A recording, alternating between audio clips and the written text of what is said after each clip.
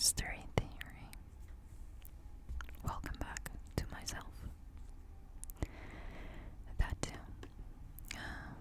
Most of you know that I've been gone for a while. Health and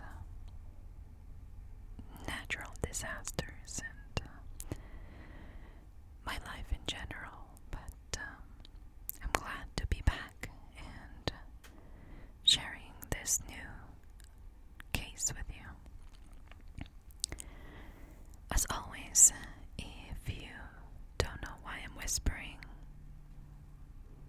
maybe this is the time to exit the video. I would explain, but you wouldn't understand. Just look up the first word of the title in this video and you'll know why.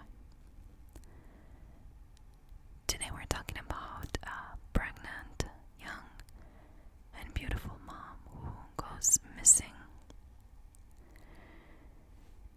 This pregnant mom, though, was already a mother.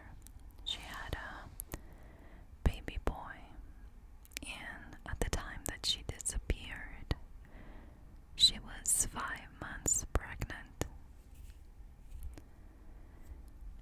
To top things off and make it even worse, her husband is in Afghanistan, and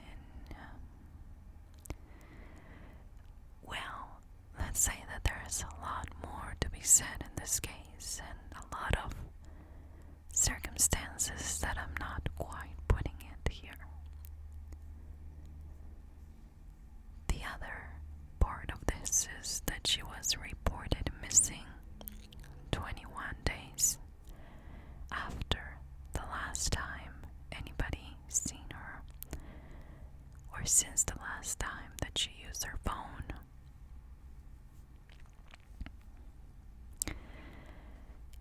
As you can probably imagine, the media was going crazy.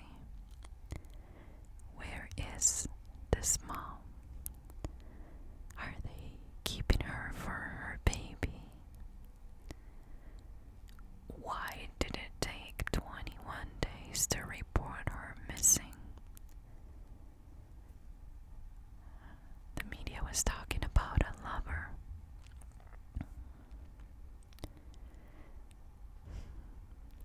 The unborn child being the son of this other guy.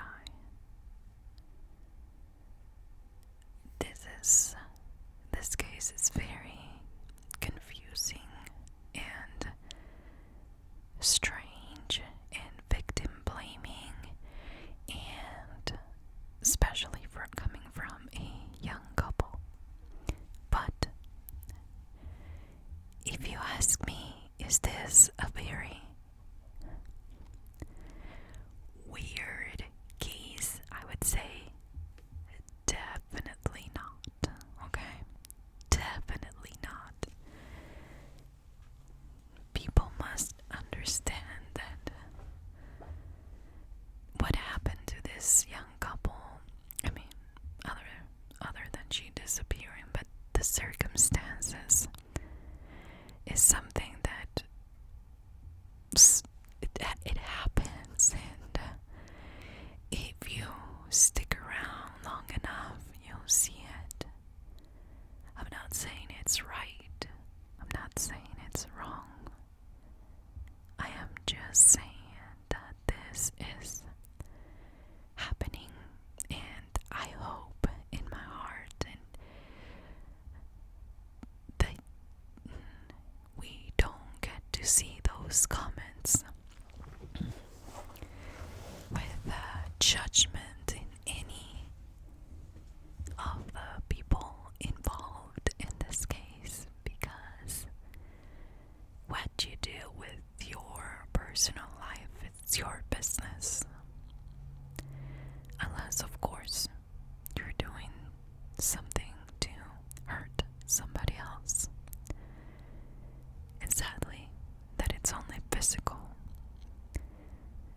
Because, for whatever reason, we are okay, apparently, with the hurt.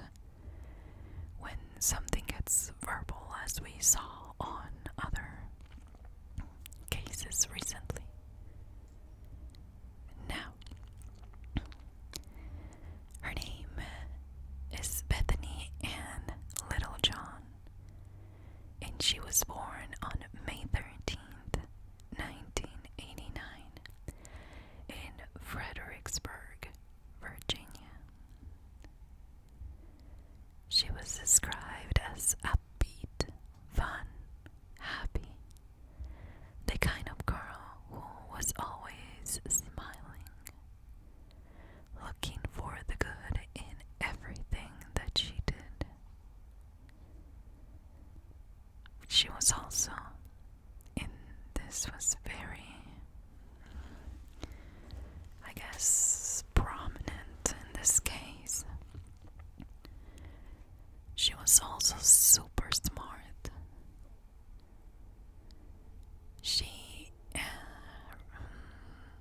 I used to do this all the time. I didn't get A pluses, but when you're a teenager and you kind of procrastinate on this big project that is 90% of your grade, and then you put together something last minute, well, she was so smart that she could do that and get a good grade, according to her friend Sarah. When she graduated high school, she went to George Mason University, and she was thriving there too. I mean, the same kind of circumstances. Maybe she was not dedicated onto that project as soon as I get the assignment, but I will still get a good grade. Anyways, she met this guy, Emil Decker. He was an ROTC Cadette, which means Reserved Officers Training Corps, who was pursuing his dream of a military career. I mean, the guy was clear from the get-go. That was his ultimate goal, and there was no hiding. Now,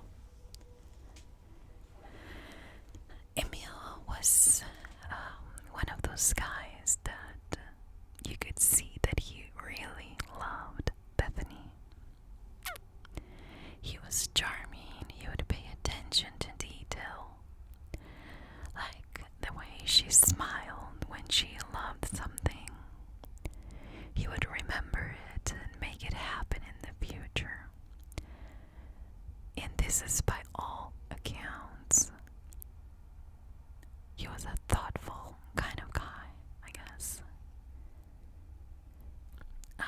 I didn't look into his background because it felt kind of weird, and this is just because I'm curious.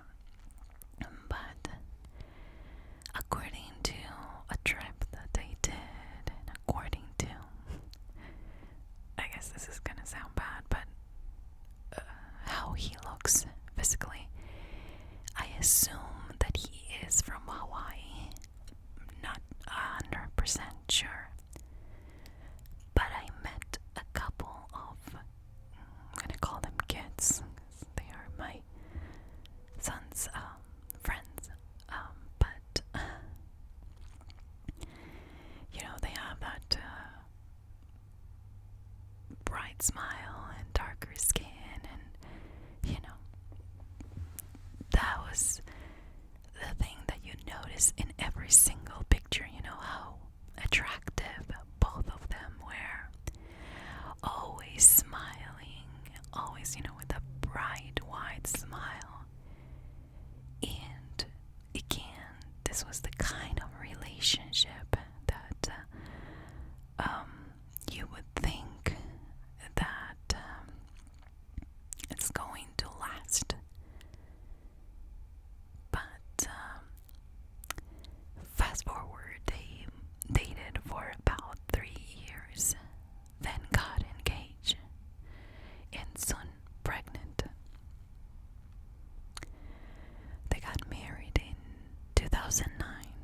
But soon after, they received their son, Kai.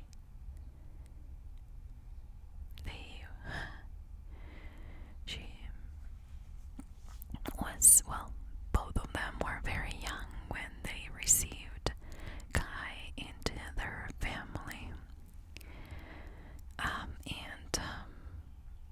But regardless, they were thrilled. The family helped a lot, and again, I'm assuming that it's the mom's side of the family. I am not sure if he has family in town, but it just goes to show that they were young and that they had people around them that cared for not only the baby, but for them and to follow their dreams. Now, she started to work, Bethany, that is, and between work and, long hours at work and the school, it really was leaving no time for family.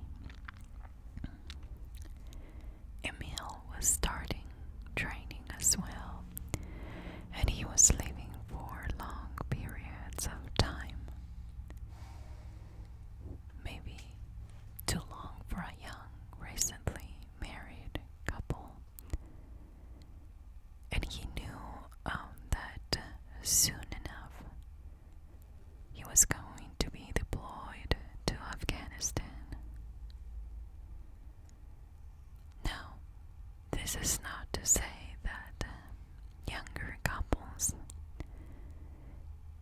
that spend a lot of time apart really can't make it work. I am not saying that. I have a couple of friends that they've been married since they were very young, and the husband's still in the military, and they love each other more than ever. But this was the case for this couple. So, since he was at home too, Bethany decided to work more days, longer hours, so they had no time to nurture this new marriage. And soon enough, Bethany told Emil, in a few words, listen, this is not working for me. We probably rushed into marriage, rushed into having the baby, and she was questioning a lot of things that they did that were not wrong, but she was expressing her true feelings about them. But they kind of patched things up before he left to his military camp in Indiana, where he was going to leave to Afghanistan. They kept in touch while he was there. But soon she stopped calling Emil, and when he tried to reach her, she wouldn't pick up. There's a little bit more into that I'll cover later. But he was deployed on October 2010. That is when Bethany kind of started a new chapter in her life. She decided to leave baby Kai with her mom and move to an apartment closer to work. And I say leave, it's like, okay, the baby was going to live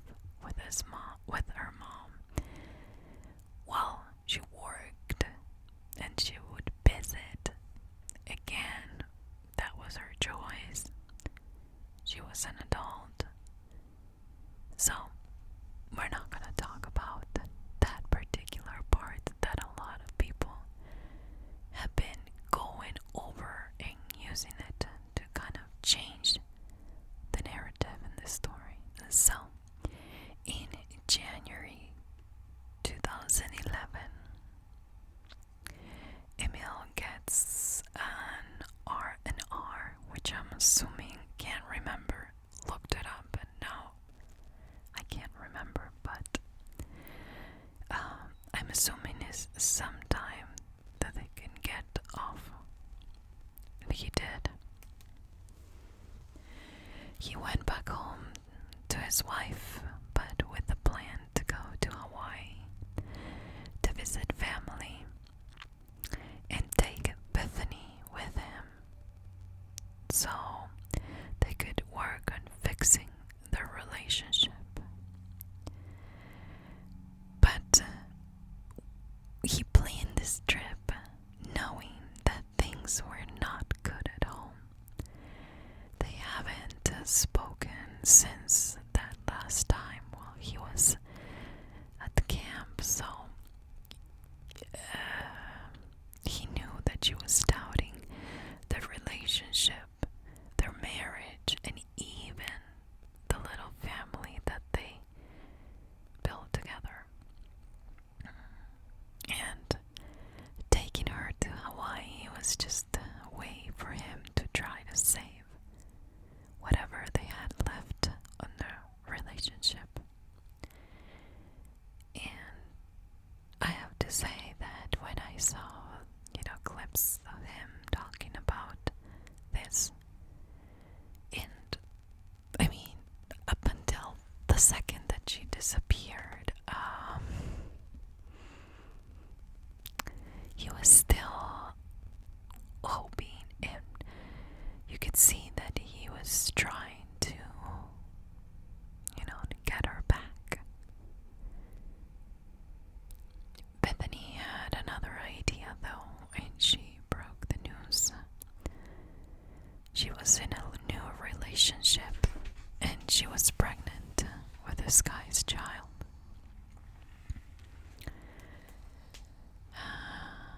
Now, before you start loving Emil and hating Bethany and judging her, I hope you understand that this is said by Emil. I'm not making this up, or I'm not saying, I'm not assuming, but he even said in one of the interviews that didn't surprise me. And he elaborated a bit, saying that he saw some text messages between this guy, Ronald, and Bethany. Once, he was still at home, so he didn't even leave, or at that point, he was still home. He didn't even, leave for camp, and he found this. She denied having something to do with this guy, Ron, and that he was innocent flirting. Okay. Emil saw it another way, but he still tried to believe what she was saying. And I'm not gonna say what you should or you shouldn't do while you're married. If you should talk to another guy or flirt, you probably have your own ideas about that, but this happened before he left for camp, so you must keep that in mind. So, once she broke the news and said, I'm pregnant, he wasn't that surprised. They still went together to Hawaii. They left baby Kai with grandma, and they visited family, tried to reconnect. But according to Emil, she wasn't sure who to pick between this guy, Ron, and her husband, Emil. On January 28th, 2000, was still debating who she was going to stay with. So, since they were back at home, she decided to call her grandma and ask if she could come over. She needed to make a decision, but she was confused. She was there to kind of not only spend time with grandma, but also to seek her support and advice. Later in the evening, Emil was invited to dinner. He was about to go back to Afghanistan in 5 days, and the family really wanted to help the young couple. While they were still having dinner, Bethany started to get text messages non-stop. According to Grandma and Emil, she became very uneasy, scared, and distressed. So Emil asked, "Lady, what's going on?" And she said it was Ron, and that she needed to leave. Her grandma tried to convince her to stay. That was the idea. She was going to spend the night there. But she explained that they didn't understand and that she needed to go home now. So she got up from the table and left. Emil followed, but she got in her car and drove to her apartment, while Emil returned to where he was staying. Bethany told Emil that no matter what she decided, she would go to the airport and that she would be there for him for the time where he was going to leave to Afghanistan again. This was not about being a partner, but she cared for Emil, and after all, he was going back to Afghanistan, so it was set in stone that she would take him to the airport. On February 2nd, 2011, Bethany did not show up to pick him up to take him to the airport. He went and expected to see her at the airport, but nothing. She didn't show up, and he left heartbroken. He tried to call her several times though, but she never picked up. So he ended up calling her mom, saying, "Please check on Bethany. I am leaving. She didn't come to say goodbye. I think something is not right." Now, 3 weeks go by, and people in Bethany's life, like family and friends, try to reach her, but no answer. No call back to anybody. However, I'm here to explain why, but nobody thought anything of it because this was totally Bethany, which apparently we're some kind of sisters because I'm the same way. She was very hard to reach. And I guess it becomes normal to people that have somebody in their lives like we do, well, like us, I guess, because they didn't think anything of it. And my mom, when she moved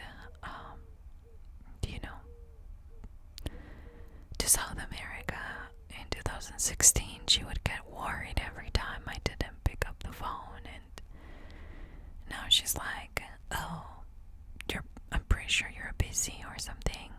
Let me know whenever. And sometimes I reply 3 days later because, to be honest, I get so into what I'm doing that I put my phone away, and then it's either too late to reply for her because we have 4 hours different, you know. So please understand that when you have somebody like that in your life, it becomes normal that you don't hear from them for a while. Even though I do think that 3 weeks is a long time, I think everyone was doing what they were supposed to. Her mom was taking care of the baby. You know, their friends continued to go to school. What I don't understand is, if she was going to school, how come the classmates or somebody close to her didn't say anything? But anyways, that is just me. Now, one day, 3 weeks later, after the time that she went to visit grandma, Bethany's friend, Sarah, spotted Bethany available on Messenger, so she started a chat with her, and but the person behind the screen was not Bethany, according to Sarah. You know how we have our ways of replying to messages. You know, some people use just the letter U to say you. That's me. Some people use exclamation points more than they should. That's me. You know, those kind of things that it's weird to notice. But even if you receive a message saying that it's from X person, you kind of know how they write and how they express themselves.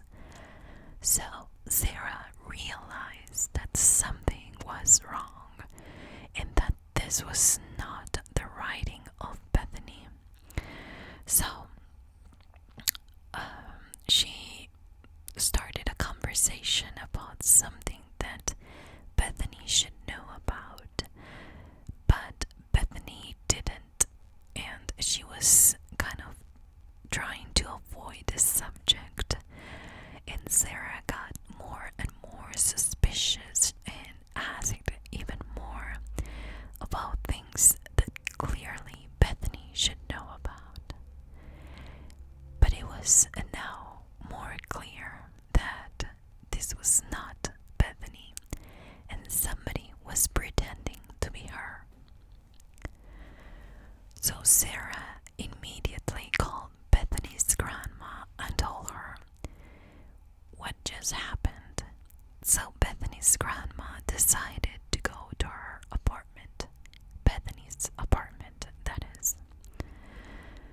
There she found Bethany's car. She described it as almost pushed into the parking spot, not parked properly, and very suspicious. Can you hear that bird? I think that's the one thing I'm gonna miss waking up here. And then he stops, and then he keeps going. And he's just by my bedroom window. Okay. Anyways, we're talking about the most important part of the thing, and the bird is getting to me. So Bethany was not in her apartment. They called the police, and the police couldn't believe it. 21 days before reporting somebody missing. This was like a red, huge flag, almost like Keely Anthony's case. Unheard of, really. So they were suspicious from the beginning. Everyone that knew her needed was very bizarre that nobody reported her missing. On March 2nd, 2011, the police was desperate and decided to go to the press. You must understand that a pregnant girl with a baby and a husband in the military was something that was going to draw a lot of people and their attention to this case, and that's exactly what they wanted. In the meantime, they assumed that Emil was the last one to see her alive. So they started emailing him and keeping in touch while they were working on bringing him home for questioning. Emil, in the emails, he explains that he had nothing to do with it. He mentions telling the mom to check on Bethany when she didn't show up to take him to the airport. Had no contact with Bethany after leaving her apartment to go to her apartment that night. And he also mentions the new boyfriend, Roland. I'm sorry. I have a doctor with his first name is a name and his last name is a name. Like, why do people do that? You know, Edward, Charlie. In this guy, it's even worse because it's Roland.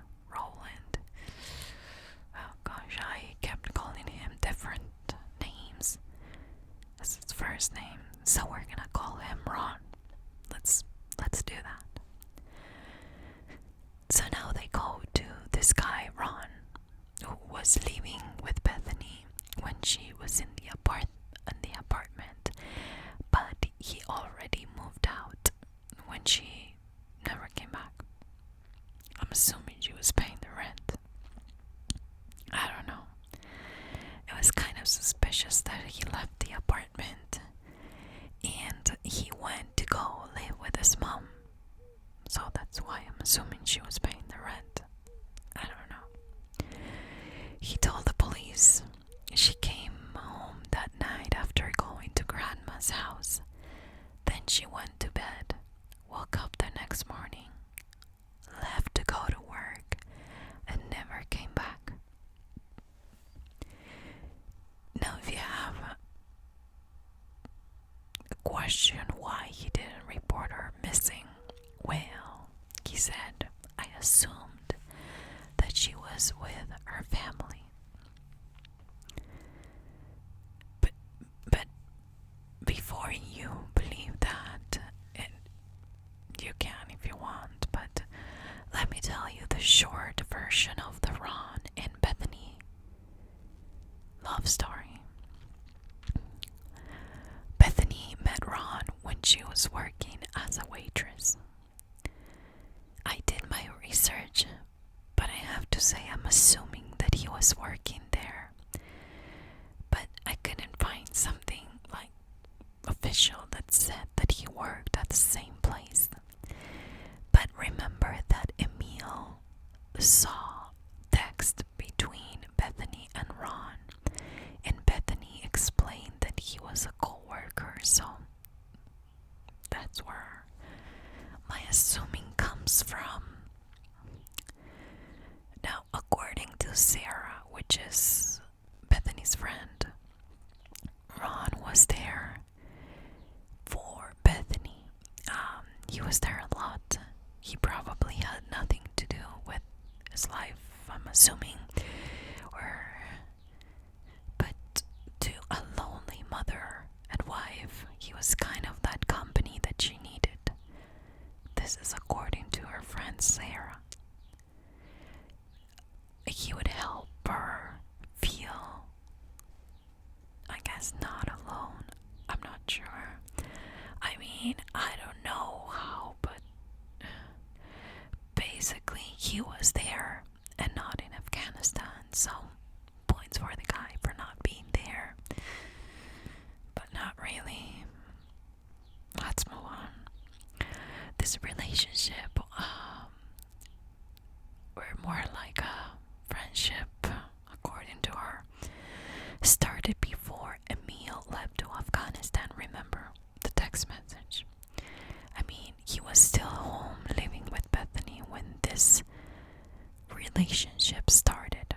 Again, no judging, just telling you about the timeline because we need to make sense about the details. But they got serious after Emil left and he moved in with Bethany.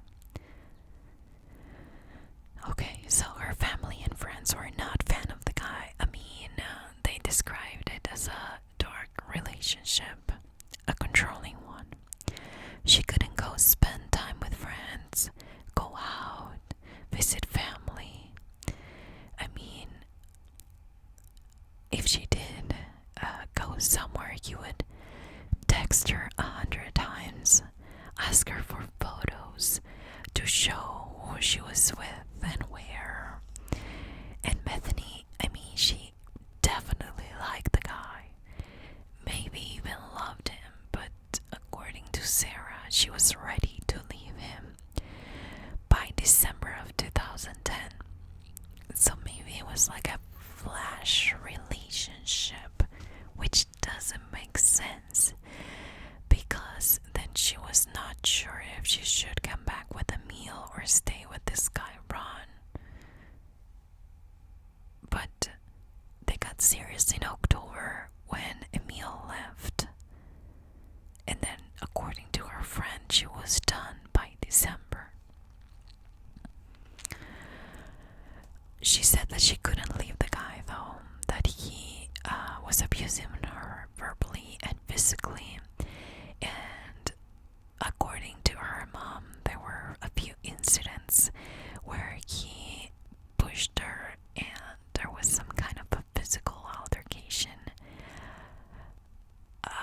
Well, when the police learned about this, they had more than enough for a search warrant. Of course they did. Said that they went to his mom's house and took all electronic devices. But to be honest, with the technology that they had at the time, they didn't find anything worth, an arrest warrant. All they knew is that in fact he tried to call her when she didn't come back home. But let me play, the other side. Maybe he did it to cover his butt, You never know. Now, when Emil got back to the US, because of this investigation and his wife being missing, he started to go into details that, again, kind of paint a picture on how things happen. He went over that Bethany was working 6 days a week for a lot of hours, that she left Kai, their child, with her mom, so she wasn't leaving with the son. That they did in fact grow apart. He still loved her, but she was having serious doubts. He mentioned the flirting over the text that he found Bethany was kind of having this affair with Ron before leaving. That they patched things up when they kept in touch, and one day she stopped calling him. Now, Emil, as I mentioned before, did try to talk to her. But apparently the last time he spoke to her, before going to Afghanistan the very first time, she said, "Don't call me again, I don't love you," and he could hear a male voice in the background. And that's what happened before he left to Afghanistan. And again, he left heartbroken for the first time, and he was hoping that she would change her mind. While he was there, they made some videos to send back Christmas time, and he even made a little short video wishing Merry Christmas to his wife and baby boy. I mean, I am going back in time to October of 2010. But this is, how things happened, and that's what he was telling the police. So he said that when I came back in January, I was happy to be home. I was happy to be alive. And I was hopeful to figure things out with her. The pregnancy was not a surprise. I could overlook the fact if we could kind of fix things in our marriage. He also goes over to dinner with Grandma, that she didn't pick him up at the airport. The never picking up, kind of led him to talk to her mom and ask her to check on Bethany. Now, remember that Bethany was supposed to pick one, Emil or Ron, the not so great guy who was abusing her, and she wanted to leave since December. So maybe the mom thought, well, she made her choice and she's staying with Ron, and that's why she didn't show up to go get Emil. But it's kind of weird that the mom never checked, and the police thought that. But I also can see it as, maybe the mother said, well, she picked Ron. This was not a secret. She was trying to choose between one and the other one, and maybe the mom thought that she made her choice. No, it doesn't really make sense, but it does. Okay. If Ron was really being abusive and she really did want to leave the guy, why was she having such a hard time picking who she was going to stay with?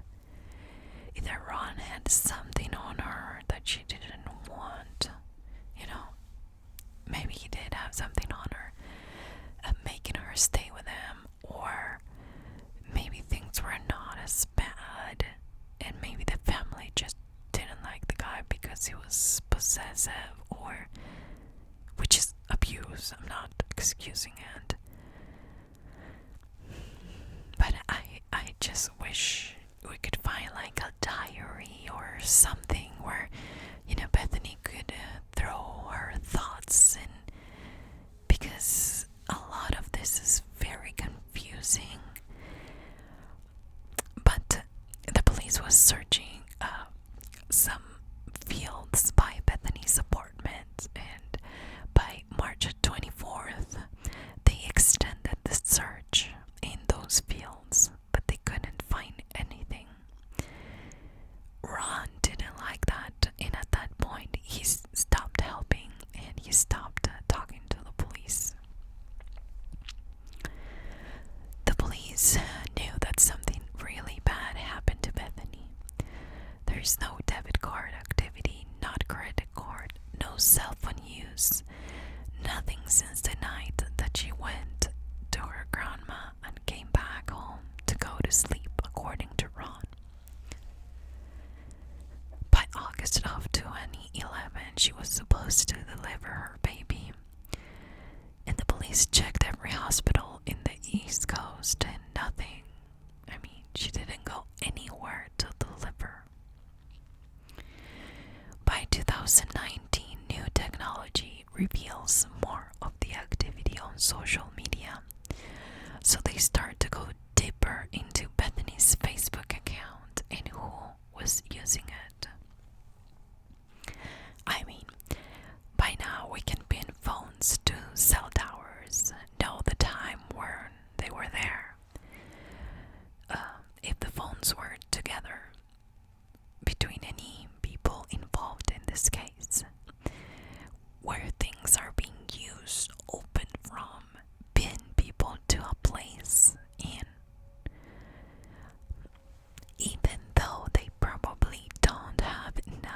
charge Ron. As of the latest in 2019, he's still being considered a person of interest. But let me catch you up, because Ron is not having the greatest time of his life at this point. He is in jail for domestic violence. And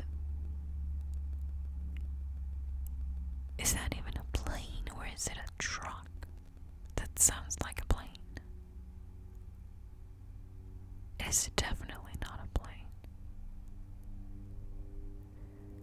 My goodness, I swear.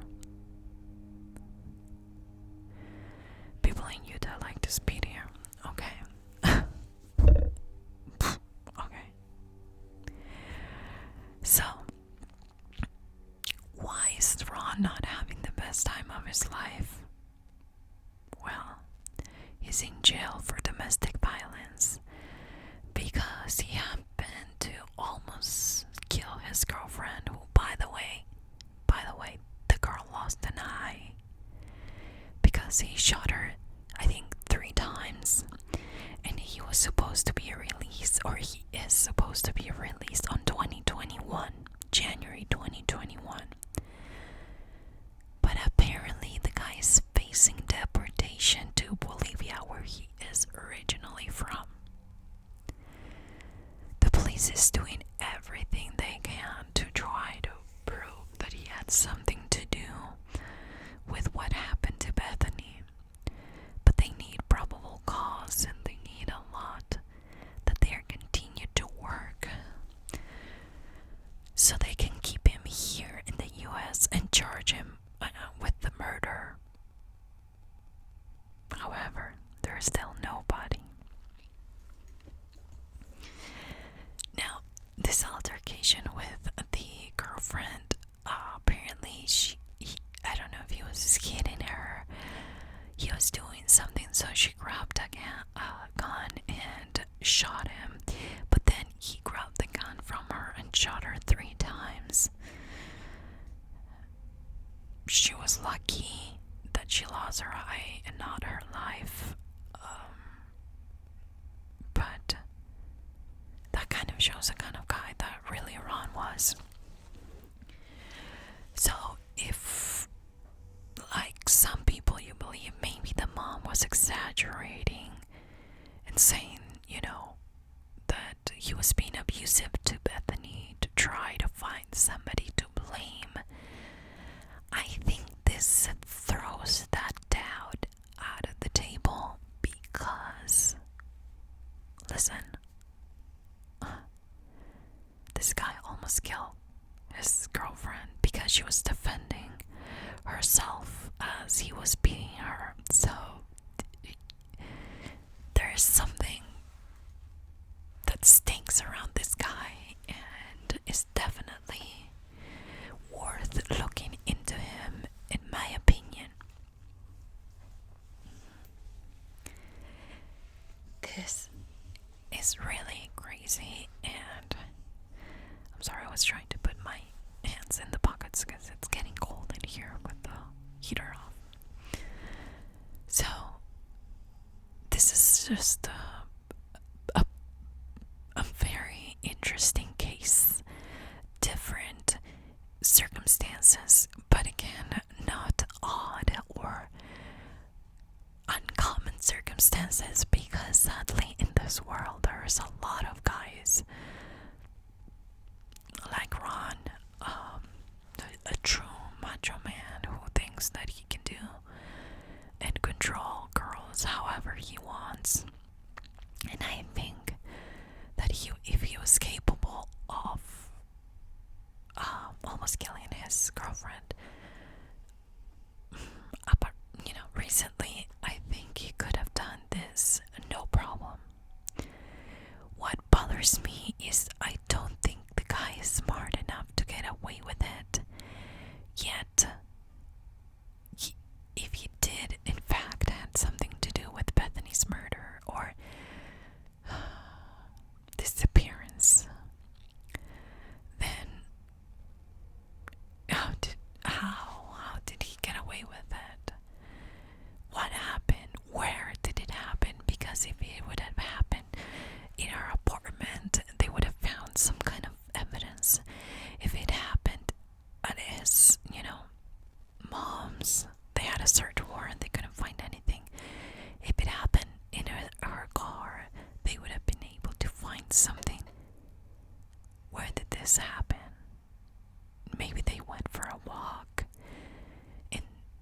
did something and put her in the fields, and they were not searched thoroughly.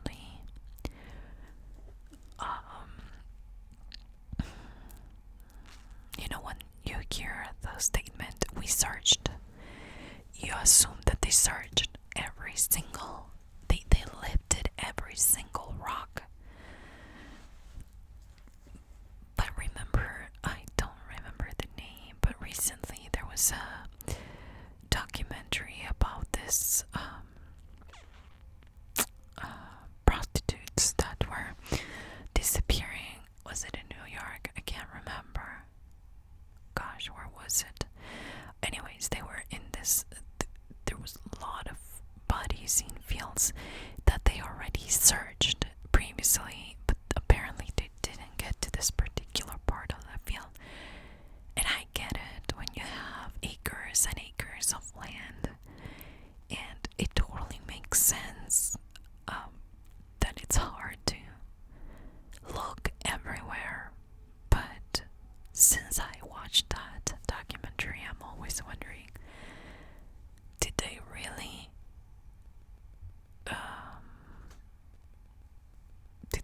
look everywhere?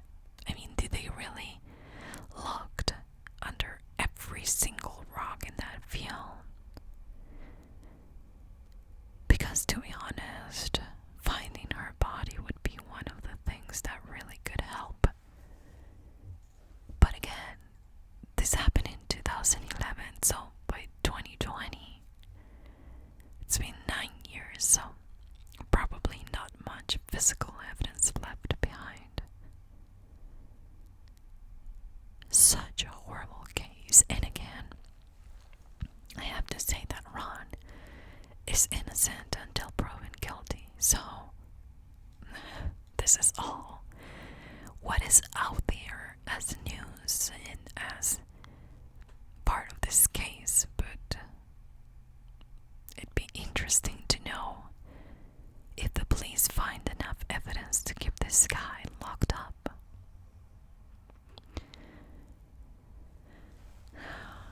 I'm the kind of person that I need hard evidence to say, well, I didn't see it, but everything points that way, Like if both of my dogs are here in the living and I'm in the room and, one of their water gets spilled, I'm not the one that assumes, oh, you did it because you're bigger, or you did it because you're clumsier, I hate to be the one to make that decision, but in this case, I don't know, it kind of points, all points to one direction and one direction only. Some people said that nobody suspected about Emil because of him being in the military. I don't think that's why they don't really think of him as a suspect. I think he had an alibi, a strong one, and he was able to prove that he really went back home, and unless he was a pathological liar, you could see in his face, and you could tell that the guy is really hurting, and that he was hurting for everything that was going on, but it almost seemed like he was incapable of doing something like this, which without evidence means nothing, but he was able to clear himself out. Even her family went and took the polygraph because the police were like, this is kind of fishy. I mean, who doesn't report somebody missing for 21 days? So it was a lot of work. Anyways, let me know what you think about this case. Do you think that Ron had something to do with it? Or do you believe that Emil had something to do with it? Maybe somebody else. Maybe she ran away because she was so confused. What do you think happened? Thanks for being here today, guys. I appreciate each and every one of you. And until next time.